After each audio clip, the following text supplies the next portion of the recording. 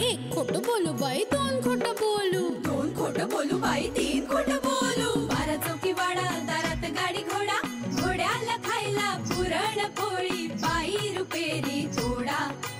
आडबाई आडोनी आडाच पाणी काढोनी, कळशी भरते सोन्याची सून थोरा मोठ्याची.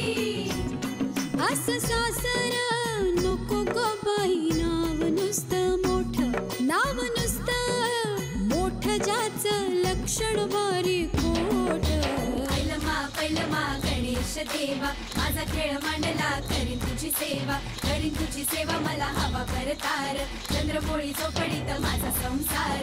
3 दगडांची चूल फुंकले निखारे, मुठभर जोंधळात सुख माझे सारे. नांदा सौख्य भरे, नांदा सौख्य भरे, नांदा सौख्य भरे, नांदा सौख्य भरे.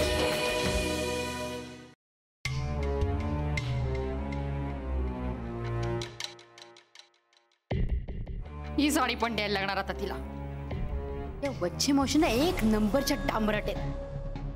नेमका आजच बरा स्वानंदीचा पदर त्यांच्या हातात आला. शी, तर त्या स्वानंदीला ना सगळ्या नवीन साड्या द्यायला लागणार, नाही तर नेसलं नसते का मी या सगळ्या साड्या. ललिता, एवढं झालं तरी तुझी साड्यांची हाव काय कमी होत नाही. हा, स्वानंदीला काही द्यायचं म्हटलं ना की मस्तकात कळ जाते माझ्या. हे पण तुझा अभिनय मस्त झाला, मानलं तुला. अहो, माझा नुसता अभिनय नाही, माझा धोरणीपणाही मानावा लागेल तुम्हाला. धोरणीपणा? हो. तो कसा काय बुवा? अहो, म्हणूनच कुठलंही काम मी स्वतः करत नाही ना, ते ह्यामुळेच. दुसऱ्यांकडनं कायम करून घ्यायचं, म्हणजे वेळ प्रसंगी दुसऱ्यावर ढकलून मोकळं होता येतं. आता नाही, निलीमर ढकलून मोकळे झाले. बरेच हुशार आहेस म्हणायच्या. म्हणजे काय, तुमच्याकडनं सगळं शिकले मी. काय तुम्ही स्वतः तरी कुठे काय करता? ललिता, या वहिनी. अगं ही वत्सला आली बघ तुला भेटायला. ललिता, माझं चुकलं. म्हणजे मी मगाशी फारच राहायचा पर्वत केला, चुकलं माझं. वच्छी मावशी, या बसा. वच्छी मावशी, तुमचे इतके उपकार आहेत ना आमच्यावर, की तुम्ही आयुष्यभर माझा रोज अपमान केलात ना तरी एका शब्दानेही मी तुम्हाला बोलणार नाही. हिचे कसले गो उपकार आपल्यावर? वहिनी, हो असं काय करता? स्वानंदी सारखी सून नाही का त्यांनी आपल्याला आणून दिली, ते की उपकारच आहेत. उपकार कसले ग, स्वानंदीलाही चांगलं सासर मिळालं की. हो ना, पण वच्छी मावशी, म्हणजे माझा राग नाही हो तुमच्यावर, पण वहिनी एक गोष्टीचा ना फार त्रास होतोय हो मला. म्हणजे लग्नात आमची काय अवस्था झाली होती माहितीये ना तुम्हाला? किती टेन्शन होतं आम्हाला.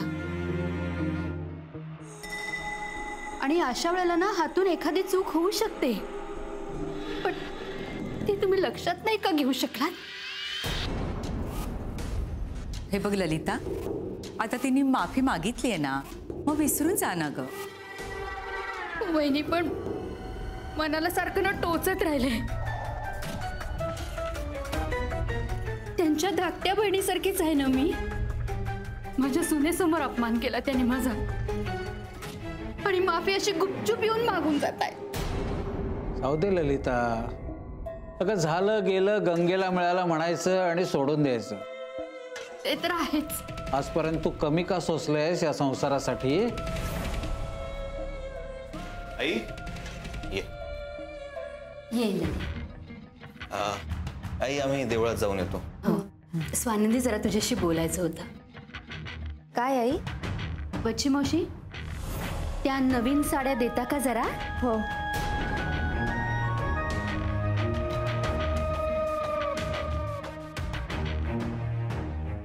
स्वानंदी, ह्या नवीन साड्या आणल्यात तुझ्यासाठी, एकदा बघून घे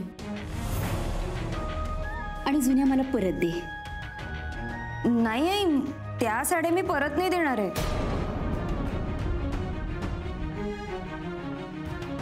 म्हणजे म्हणजे मगाशी जी साडी फाटली ना त्याचा मी ड्रेस शिवणार आहे आणि बाकीच्या ज्या साड्या आहेत ना त्या मी चेक करून घेतल्यात, काहीच प्रॉब्लेम नाहीये.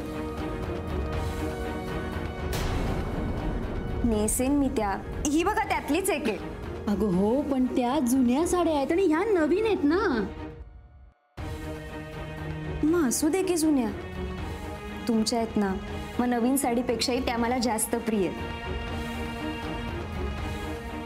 वत्सला, तुझे खरंच उपकार आहेत ग बाई आमच्यावर. हा ग, केवढी समजूतदार सून आणून दिलीस तू आम्हाला.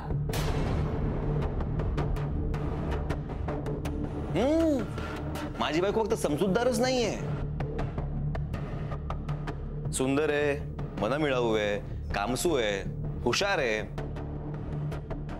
एवढंच नाही, चष्मा नाही, मंगळ नाही, पावलं सरळ आहेत, डोळे पण सरळ आहेत, तिरळे नाहीयेत. पाहिलंस ना वत्सला, किती सगळे छान आनंदात आहे. आता या सासू सुनांमध्ये भांडण लावायचा प्रयत्न अजिबात करू नकोस तू, नाहीतर तू पडशील एकटी आणि आम्ही सगळे होऊ एक. आता झालोय ना अगदी तसे.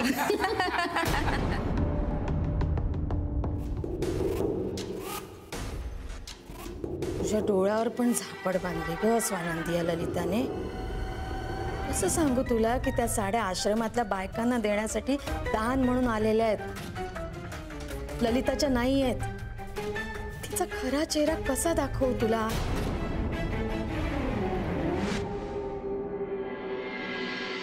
आईला कळवतो. काय सांगायचंय का? राहू दे, राहू दे. इंद्रनील, घे घे. हॅलो, बोल रे. ओटी भरली का देवीची? हो, देवीची ओटी भरली, छान दर्शन झालं, मस्त वाटलं. गुड. आता घरीच येतोयस ना? आई ऐक ना, आम्ही जरा स्वानंदीच्या घरी जाऊन येतो ना. सुनबाईनं आठवण यायला लागली का माहेरची? अगं नाही आई, ऍक्च्युली तिच्या घरून मला फोन आला होता, अनिता काकूंचा. त्यांनी काहीतरी फराळचे पदार्थ बनवले माझ्यासाठी. तुझ्यासाठी? का? अगं मी ब्राझीलला चाललोय ना, हा. मग त्यांनी बनवले फराळचे पदार्थ. मी म्हटलं जाऊन येऊ ना, तेवढंच मला घरचा फराळ पण मिळेल खायला. मी लवकर परत येईन. हा, काळजी करू नकोस. चल ठेवतो. हा, बाय. सांगितलं.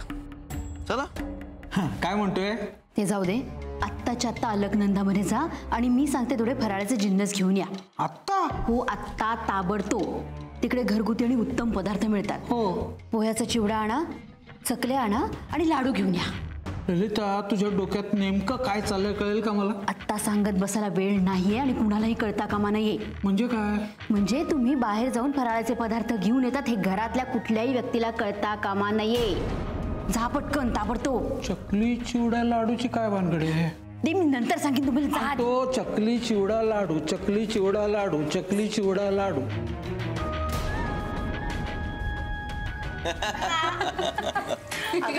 काय लाड बघा.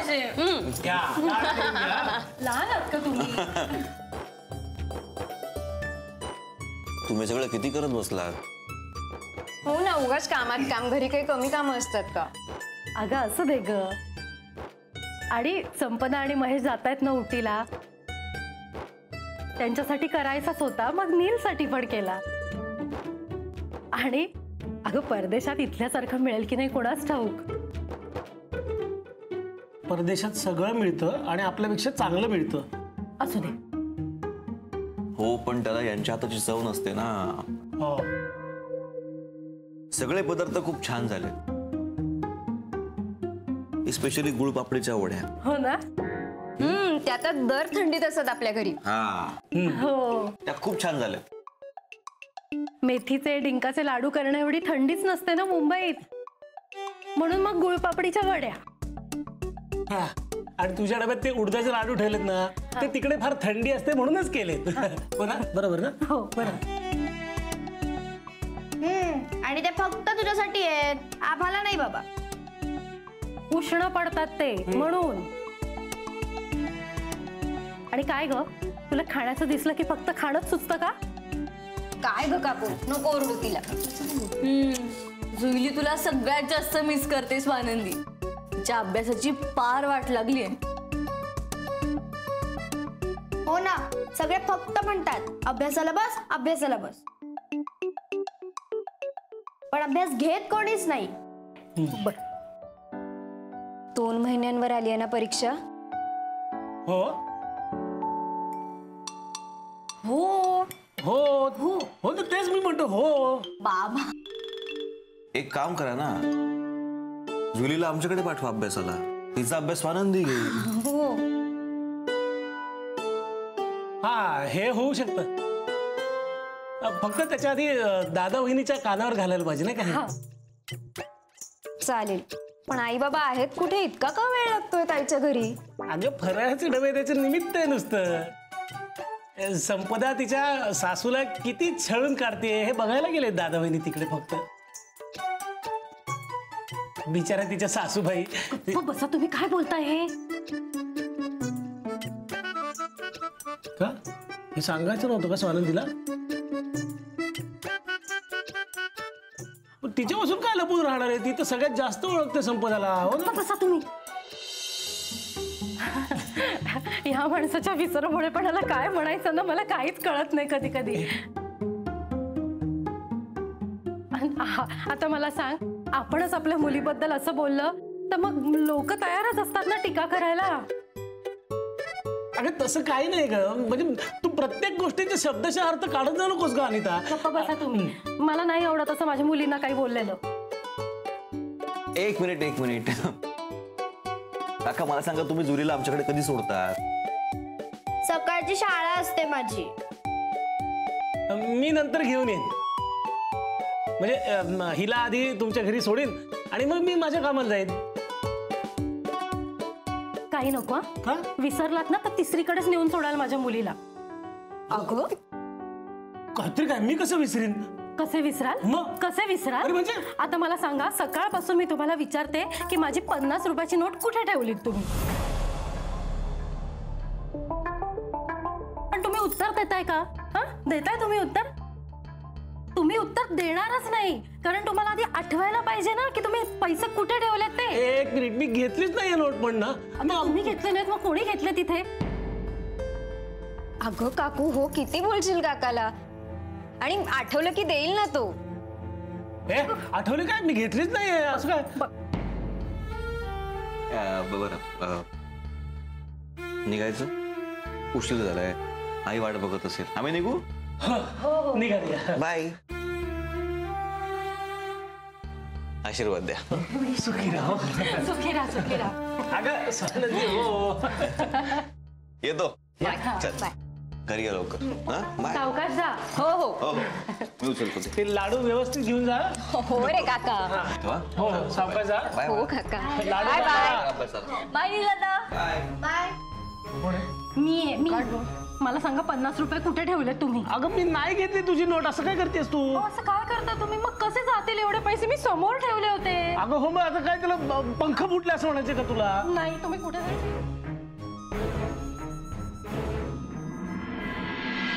हे काम करायला पाठवलंय, किती वेळ लावतायत त्याला. पण माणसामुळे ना कठीण होऊन बसलंय माझं आयुष्य.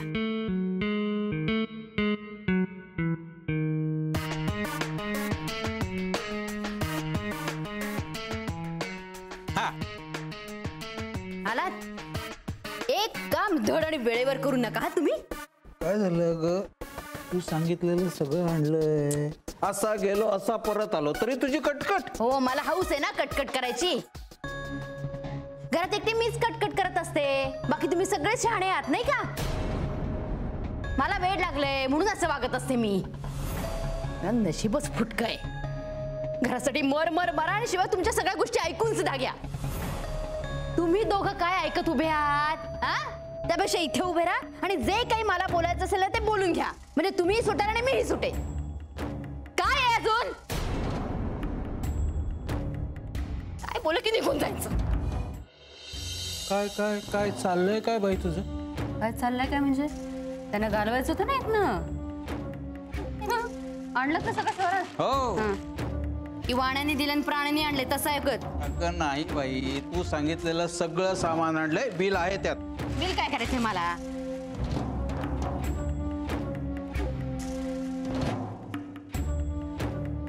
बरं आता तरी मला सांग, हे काय काय चाललंय तुझं? कसं कळत नाही हो तुम्हाला? मुलगा परदेशी चाललाय, मग त्याच्या आईने फराळचे जिन्नस करून द्यायला नकोत का? द्यायला पाहिजे, द्यायला पाहिजेत. आदर्श आई आहेस ना तू. म्हणजे काय? आली मुलं आली, मुलं आली. हा डबा ठेवा किचन मध्ये सर. इथेच ठेवायचंय हे. या. अरे आई, तुम्ही एवढ्या रात्री किचन मध्ये काय करताय? काय नाही अगं, सहज आले होते. नाही पण तू इतक्या रात्री इथे काय करतेस? अरे खरंच काही नाही, सहज आले होते. नाही सहज नाही, तू काहीतरी लपवतेस. अगं ललिता, अगं तुझा मुलगा आहे तो, तुला ओळखतो चांगला. बाबा तुम्ही तरी सांगा काय झालंय? काही नाही अगं, हा परदेशी चाललाय ना, तर काहीतरी चिवडा लाडू वगैरे केलंय इंद्रनीलसाठी. आई, अगं तू इतकं जागून हे सगळं बनवलंस? काय तुम्ही कशाला सांगितलं तू काय? अरे पण अनिता काकूनी पण सगळे पदार्थ करून दिलेत ना, तेच दे तू ह्याला. म्हणजे मला माहिती असं तर मी नसता केला अगं. काय आई तुम्ही पण? नाही तू त्यांनी केलेला फराळच घेऊन जा. तू किती गोड आहे. लव यू सो मच. थँक्यू. आई, मी तुझ्या हातचे पदार्थच खाणार. अरे नको, त्यांनी केला ना एवढा, तो घेऊन जा ना. अगं नको आई, हा यांचा फराळ खायला आपल्या घरातले लोक आहेत की. तू बनवलाय ना, मी हा घेऊन जाणार प्लीज. नाही नाही, हा फराळात ना आपल्या घरातले कुणीतरी खाईल, हो की नाही ग? नाही आई, तुम्ही बनवलेला फराळ यांना नेऊ दे, माझ्या घरचा फराळ आपण खाऊ. आई तू एवढं सगळं का करत बसलीस पण? अरे दिवाळीत तू म्हणाला होतास ना की तुझ्या हातचा फराळ खायचा आहे, म्हणून केलं. आणि असंही 4 दिवस दिसणार नाहीस आता मला तू. म्हणलं निदान माझ्या हातचा फराळ तरी खाशील. मग मी हाच फराळ नेणार, कळलं? म्हणजे मग रोज खाताना तुझी मला आठवण येणार ना. आणि फ्लाईट कितीच आहे तुझं? फ्लाईट माझं पहाटेच आहे, मध्यरात्री निघेन मी. पण तू उठायचं नाही. अरे असं आराम पूर्ण कर. हे सगळं करून दमली आहेस तू, प्लीज. मी पोहोचेन तिकडे व्यवस्थित आणि तुला कळवेन मी. ओके, मेसेज किंवा फोन करेन. ओके. अहो नमस्कार करा ना. हाय बाबा. सावकाश जपून जा बाळा. त्याची काळजी घे, तिकडे नीट राहा, तुझं सगळं काम नीट होऊ दे, पेपर्स बरोबर नीट. स्वतःला जप, काळजी करू नकोस. आम्ही सगळे इथे व्यवस्थित आहोत. अजून काही सूचना द्यायच्या आहे? म्हणजे खिडकीच्या बाहेर विमानातून हात काढू नको. नाही रे, कुठल्या सूचना नाही द्यायच्या आता. झालं झालं झालं. घेईन माझी काळजी मी. तू तुला जप. येस. आणि आराम कर. हो नक्की. Good night. Good night. Good night आई बाबा. Good night. चल.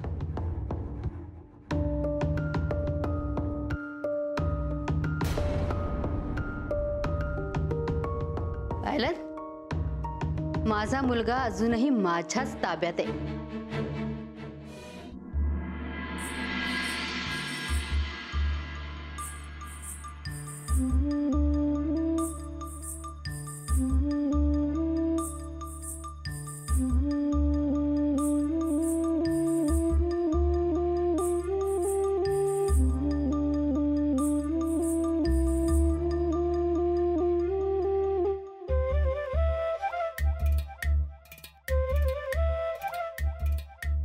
सांग, ऐकलं नाही तुझं पण.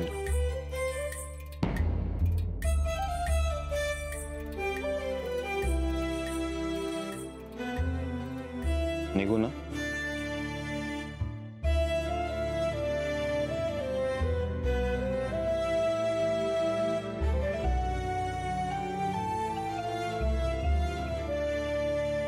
नीटचा काळजी घे.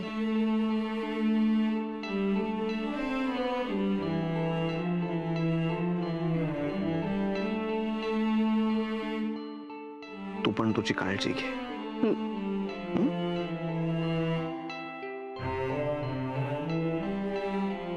आणि आई जरा मला मिस करेल, थोडी चिडचिड करेल तुझ्यावर. वाईट नको वाटून घेऊ. आणि तुम्हाला वेळ मिळाला की मला फोन मेसेज करा. ही वाट पाहिजे.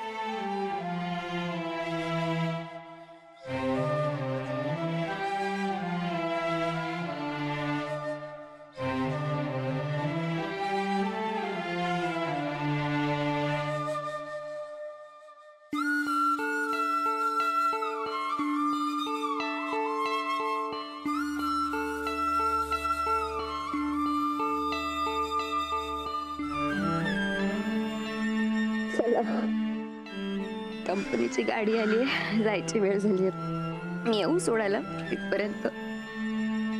तू नको येऊ. तुझा उदास चेहरा ना मला बघवणार नाही.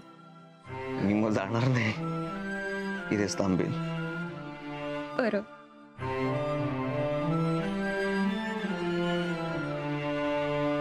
चल बाय. बाय.